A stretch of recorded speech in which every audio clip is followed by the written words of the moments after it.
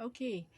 With regards to talking about position, no, so let's refer to this anatomical position reference. No, muna itong gamiton sa ato ang sa atong klase. So let's refer to this. So naitaw diri facing that way with the hand position like that and the feet like that. So please have a look at that. So when you see or read anterior, so it means nga na siya sa atubang, posterior na sa likod, tapos transverse is naa sa likod ana nga area, ana nga plane, di ba? And then proximal, distal, lateral, medial, inferior, superior, coronal plane, sagittal plane. Okay. So para lang na siya we have a common understanding kay the more as we progress more the movements will be attached with terms that are posterior, anterior, superior, lateral, ana. So if naglibog ka, you can go back to this anatomical position reference. Okay.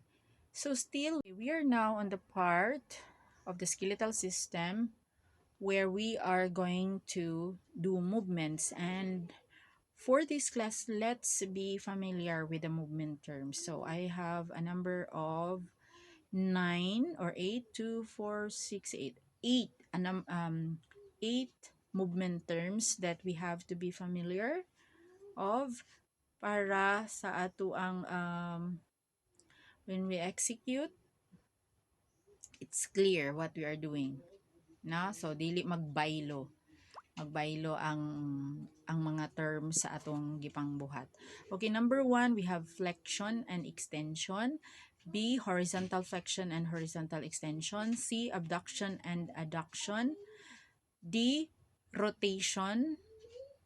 E, circumduction. F, pronation and supination. G, lateral flexion. H, dorsiflexion and plantar section. Okay. For the movement term number 1, we have the flexion and extension. So, okay. Movement term letter A, flexion and extension.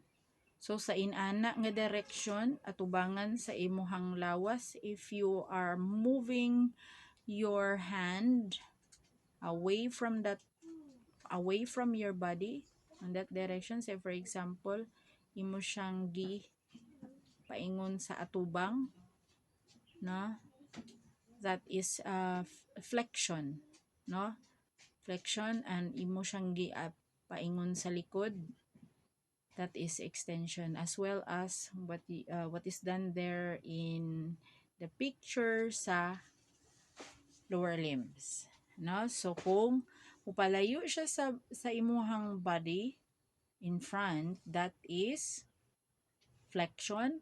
And if you are going to move a part of your body to your back, that is extension. Okay, then movement term letter B, horizontal flexion and horizontal extension. So see the example. And then for letter C, movement term, abduction and adduction. So that refers to the movement on the sides of the body. No, so if it is on the side and if it's away from your body, then that's adduction. Abduction, 'di ba? Abduction away. That's why 'di ba kanang naay movie, naay incident nga abducted by the alien, di ba? Away, no, dili siya paduol, abducted, no, away from the body. And if it is brought back towards the body, that is adduction. Now, movement term letter D, rotation.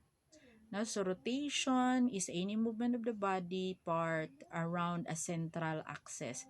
This can occur at the shoulder or hip ball socket joints, or the neck. Example, turning the head from side to side, that can be rotation. No, as long as dili ka move na ara kay gireferan nga isa ra ka access. No, central access nimo naa diha. So say for example kanang sa imuhang pag-turn sa imong head o pag okay, movement term letter E. So here, this is what I've mentioned earlier. Combination of different movements results in hand moving along a circle. Example, nag-circle ka o mag-circle-circle ka ana. Pero ang result niya kay nagforma siya og cone. Di ba? Kay imong access kay naa didto sa imong joint sa imong shoulder, joint sa imong hips. Okay? And pwede pod nga the whole arm nimo imong ipanana to movement term letter F is pronation and supination, and that is referring to the movement of your palm. Pronation, rotation of the hands so the thumb moves towards the body's midline.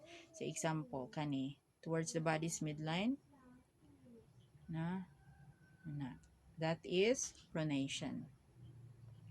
And supination is the opposite. Rotation of the hand so the thumb moves away from the body's midline. Okay. Kargado kay ni siya na sa koan, folk dance. Okay. That's okay. The next movement term is lateral flexion. No, lateral flexion is moving your body to the side, bending your body to that either right side or the left side. No, lateral flexion. Okay. And last of the movement terms that we're going to use are dorsiflexion and plantar flexion, that is happening on our ankles. Na? So dorsiflexion ang iyang tawag, decreasing the angle of the joint between the foot and the lower leg. Example, raising the toes upward. Ano, kung nabinhod na ka, di ba? Imo siyang inana forma, that is dorsiflexion. And plantar flexion, the opposite of that, increasing the angle of the joint between the foot and the lower leg, is when you're pointing the toes to the ground and kanusa ka na nimo ginagamit ang imuhang plantar flexion. Now, that's very common sa mga bata nga nagtuon og lakaw. No, napa sila sa kuna ni obserbahe, di ba magkinto-kinto sila, ano? That they are doing that plantar flexion. Or mga ballerina, kargado sila og ginana plantar flexion.